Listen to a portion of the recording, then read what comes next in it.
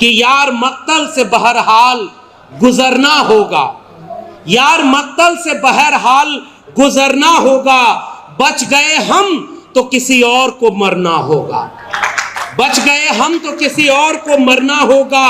टाल देने से कोई मसला हल नहीं होता, एक न एक दिन कोई फैसला लेना होगा। अगली नस्लों को बर्बादी से बचाने की खातिर जो भी करना है इसी नस्ल को करना होगा।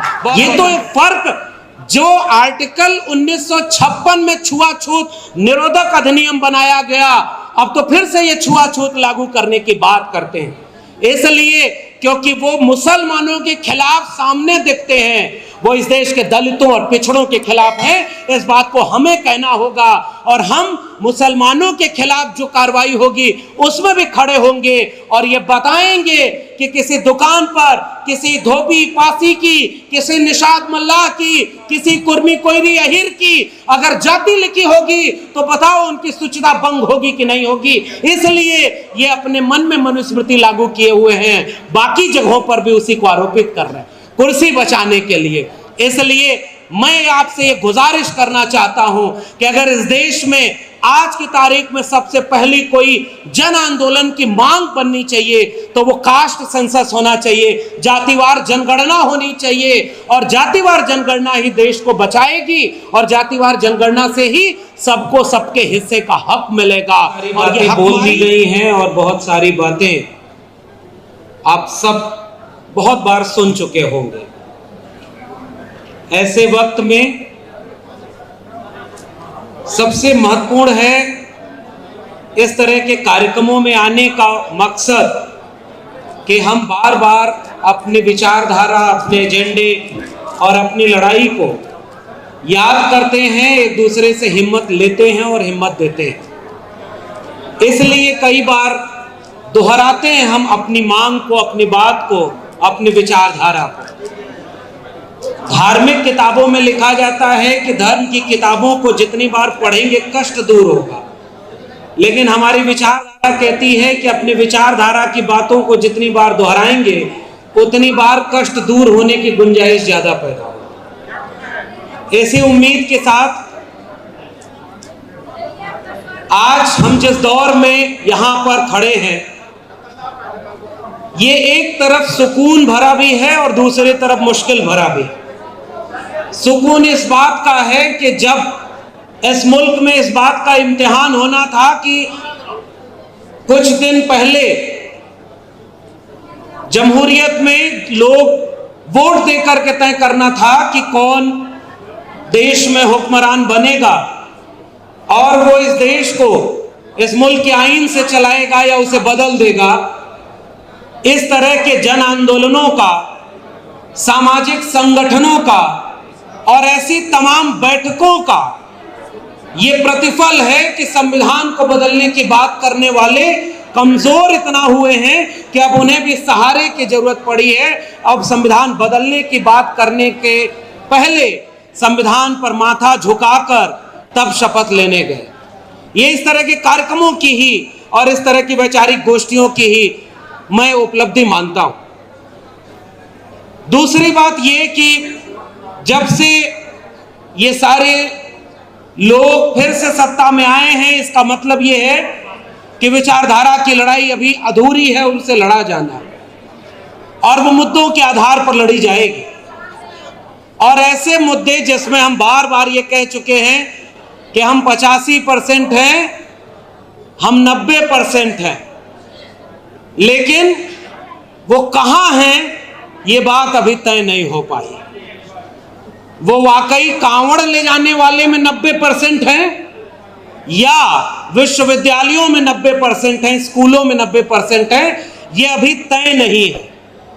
अस्पतालों में मरीज बनकर के जो दवाई के लिए तरस रहे हैं वहां हम 90% हैं, या किसी पूंजीपति की कंपनी में सस्ता मजदूर मुहैया कराने वाले हम 90% हैं, या विदेश पढ़ने जाने वाले विद्यार्थियों में हम 90% हैं, या इस देश को चलाने वाले अधिकारी, कर्मचारी और प्रोफेसरों में हम 90% हैं, ये पता नहीं है। इसीलिए हम कहते हैं कि इस देश में सबसे पहली चीज अगर कोई होनी चाहिए तो वो जातिवार जनगणना होनी चाहिए। एक बार जनगणना हो जाए ताकि पता चले कि कौन कहां किसका हिस्सा लिए हुए है और कौन कहां कितने में गुजारा कर रहा है।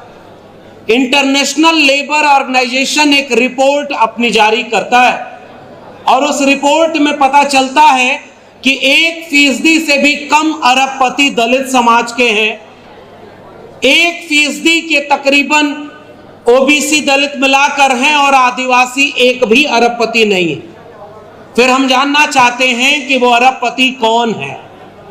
2023 के आखिरी दिनों में ऑक्सफैम की रिपोर्ट आती है जो ये कहती है कि 1% आबादी के पास 40.5% संपत्ति का कब्जा है और 3% संपत्ति पर 50% लोग गुजारा कर रहे हैं। हम ये जानना चाहते हैं कि वो 50% लोग कौन हैं जो इतने बदहाली में गुजारा कर रहे हैं।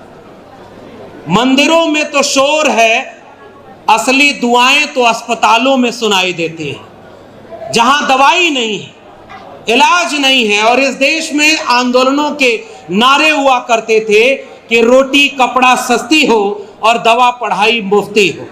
लेकिन आज के वक्त पढ़ाई और दवाई दोनों महंगी कर दी गई है।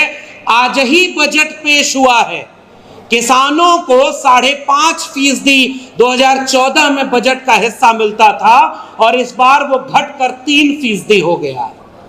शिक्षा पर बजट घटते घटते पिछले 10 साल में आधा हो गया। हथियारों को खरीदने का बजट बढ़ाया गया है और सबसे ज्यादा बजट उन्हें दिया गया है जिनकी बैसाखियों के सहारे कोई तीसरी बार प्रधानमंत्री बनकर बैठा है, अपनी कुर्सी बचाए सके, इसलिए उन बैसाखियों को बजट दिया गया। ये बजट की भाषा ही ऐसी है जो आम लोगों को समझ में नहीं आएगी। और ऐसे वक्त में उसी संसद में खड़े होकर कहा जा रहा है कि पुरानी पेंशन अब इस देश में नहीं मिलेगी, शिक्षा का अधिकार नहीं मिलेगा। जिसकी जेब में पैसा होगा उसके बच्चे अच्छे स्कूलों में जाएंगे और जिसकी जेब में पैसा नहीं होगा उसके बच्चे अच्छे स्कूलों में पढ़ाई नहीं कर पाएंगे। और हम जानते हैं कि जिस समय यह बात हो रही है वही दिल्ली विश्वविद्यालय कहता है कि हम अपने यहाँ मनुस्मृति पढ़ाएंगे और ताकि वहां पर विवेक पैदा हो और पुरानी परंपरा में लोग जान सके कि भारत में भी कानून की एक किताब थी और उस पर क्रिटिकल एनालिसिस करेंगे। ये इस तरह के जन आंदोलनों की ताकत है कि उसके अगले दिन ही जिस अखबार में खबर छपी थी पहली बार कि दिल्ली विश्वविद्यालय मनुस्मृति पढ़ाएगा, दिल्ली विश्वविद्यालय का कुलपति उसी अखबार के पत्रकार को फोन करके कहता है कि हम मनुस्मृति नहीं पढ़ाएंगे और हमारा ये बयान अखबार में छाप दीजिए वरना हमारी कुलपति की कुर्सी भी कहीं चली न जाए। वो ताकत इस तरह के संगठनों और ऐसे कार्यक्रमों से आई है, इसलिए मैं आपको बधाई देना चाहता हूं।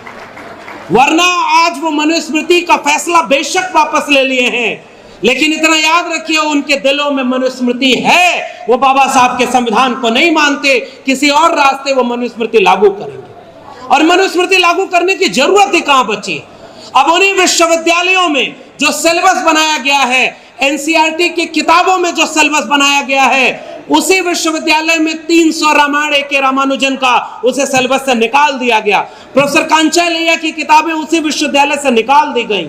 उसी विश्वविद्यालय से महाश्वेता देवी का उपन्यास जो आदिवासी महिलाओं के शोषण पर था, द्रौपदी, उसे निकाल दिया गया। और अब मनुस्मृति पढ़ाने के लिए क्रिटिकल सेंस डेवलप करने का तर्क लेकर आए। अगर आपका आंदोलन कमजोर होगा तो वो प्रयोग जो तालाब में पत्थर डालकर किया गया था वो फिर से लागू कर दिया जाएगा और इसलिए खतरा है। लेकिन वो लागू हो चुका है क्योंकि किसी और रूप से एनसीईआरटी की किताबों में, अब एनसीईआरटी की किताबों में जो दंगे हुए वो नहीं पढ़ाए जाएंगे। एनसीईआरटी की किताबों में प्राचीन काल हिंदू काल होगा, मध्यकाल मुसलमान काल होगा और आधुनिक काल में कहा जाएगा कि जाति व्यवस्था उत्पन्न हो गई थी। एनसीईआरटी की किताबों में सारा सिलेबस बदल दिया गया है। आप कहते थे अशोक का राज, अब वहां पर भी सिलेबस बदल दिया। जो स्कूल में पढ़ने भी जाएंगे उनको अब क्या पढ़ाएंगे ये तो हम बचा ही नहीं पाए। और इससे ईडब्ल्यूएस आरक्षण कहीं लागू ना हो, बैकलॉग मिल जाएगा ईडब्ल्यूएस में। और आज की तारीख में बड़े बड़े कोचिंग मास्टर जो मोटिवेशनल स्पीकर बने हुए हैं वो किसी इंटरव्यू में कहते हैं कि ओबीसी के लोगों ने दुरुपयोग किया है आरक्षण का। शेड्यूल्ड कास्ट और शेड्यूल्ड ट्राइब के लोगों ने दुरुपयोग किया आरक्षण का और ईडब्ल्यूएस पर कोई बात नहीं करते। और मेरिट की तर्क चला जाता है जब 3 नंबर पर जिस परीक्षा में ईडब्ल्यूएस के कट ऑफ गई उत्तर प्रदेश के नर्सिंग एडमिशन में, वहां पर एससी एसटी के कट ऑफ 50 नंबर के ऊपर थे। जो कल तक मेरिट की बात करते थे उनका ईडब्ल्यूएस की कट ऑफ सबसे नीचे आ गई, लेकिन उनके लोग सत्ता में हैं, इसलिए जिन वैकेंसीज में ओबीसी को 27% की बजाय 7% आरक्षण मिल रहा है, वहां ईडब्ल्यूएस को 10% की बजाय 20-25% आरक्षण मिल रहा है, क्योंकि वो सत्ता में बैठे हैं। और अब उन लोगों ने आरएसएस के लोगों को प्रोफेसर बनाया, कुलपति बनाया, प्रिंसिपल बनाया, अधिकारी बनाया और अब एक फरमान जारी कर दिया है कि अगर आप आरएसएस के हैं तो किसी भी कार्यक्रम में जा सकते हैं, अब आपकी नौकरी नहीं छीनी जाएगी।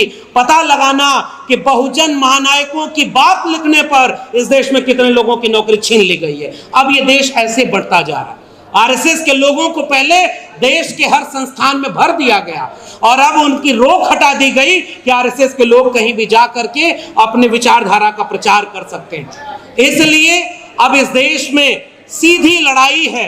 मुसलमानों को टारगेट करने के लिए नेम प्लेट लगाया जाएगा। तो मैं तो कई बार ये सोचता हूं, आम बेचने का ठेला लगाने वाला अगर नेम प्लेट में लिखा होगा कि ये अभिषेक की दुकान है, तो वो आम कैसे बताएगा कि बाग अकरम की थी जिससे वो आम तोड़ करके अभिषेक बेच रहा था। ये आम के पास तो मुंह नहीं है कि वो बताएगा कि किसके हाथ से दूध चल करके उस चाय की दुकान तक पहुंचा है। ये तो फर्क जो आर्टिकल 1956 में छुआछूत निरोधक अधिनियम बनाया गया, अब तो फिर से ये छुआछूत लागू करने की बात करते हैं।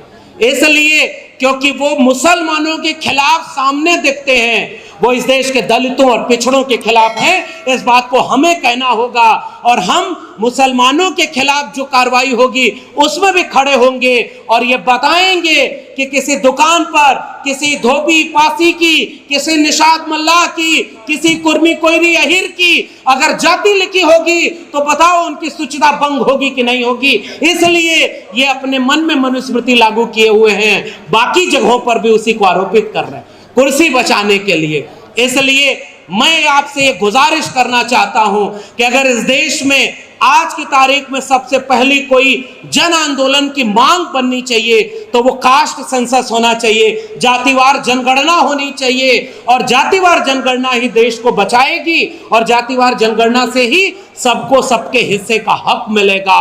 और ये हकमारी जब तक हम नहीं बचा पाएंगे तब तक इस देश का कुछ नहीं हो सकता। और मैं आखिर में एक छोटी सी कविता पढ़ना चाहता हूं और इसी में पैगाम हमारा है कि हम क्यों बार बार इस तरह के कार्यक्रमों में आते हैं।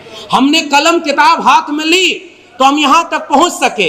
यह अलग बात है कि हम आरएसएस के कैडर नहीं थे तो नौकरी से निकाल दिया, मगर उनको लगा था कि नौकरी से निकाल देंगे तो डर के चुप हो जाएगा। हम तो ये सीख करके आए थे कि जुल्म के साये में लब खोलेगा कौन, और हम भी चुप रहे तो फिर बोलेगा कौन। इसलिए क्योंकि इसी कलम और किताब से हम यहां तक पहुंचे। सवाल किसी एक लक्ष्मण यादव की नौकरी का नहीं है, सवाल यह है कि अब इस देश में आधे % से भी सरकारी नौकरियां कम बची हुई हैं, बाकी सब तो प्राइवेट हो गई, तो फिर नौकरी करेंगे कहां पर। इसलिए मैं आपसे जाते आते गुजारिश करना चाहता हूं कि बहुत सारे लोग बांटने के लिए तैयार हैं, हम मिल करके एकजुट होकर के बहुजन समाज के लोग एकजुट होकर के संविधान को बचाने के लिए न्यूनतम सहमति पर, अधिकतम सहमति पर नहीं, वरना हम लोग तो तराजू लेकर तौलते हैं कि कौन शुद्ध अम्बेडकरवादी, कौन शुद्ध सामाजिक न्याय की बात करने वाला।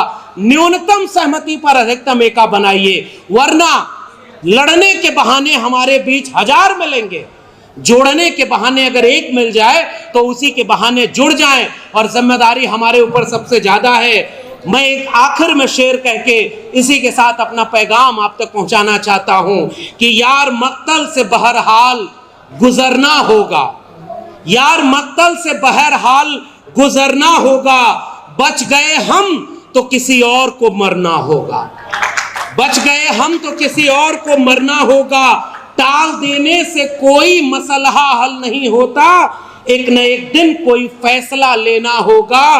अगली नस्लों को बर्बादी से बचाने की खातिर जो भी करना है इसी नस्ल को करना हो। वो मेरे बहुजन समाज के लोगों, बहुजनों पर हो रहे अन्याय अत्याचार को उजागर करके आपके यहाँ तक पहुँचाने का काम करने वाला सतमार्ग राइट नंबर यूट्यूब चैनल है। अगर आप चाहते हैं कि शोषित, वंचित, दबे कुचले लोगों पर हो रहे अन्याय अत्याचार की खबर आपको मिले तो सतमार्ग राइट नंबर सब्सक्राइब करके इसे लाइक करें और साथियों को शेयर इसलिए करें कि यह चैनल बिल्कुल सत्य घटनाएं सही दिखाने का काम करता है।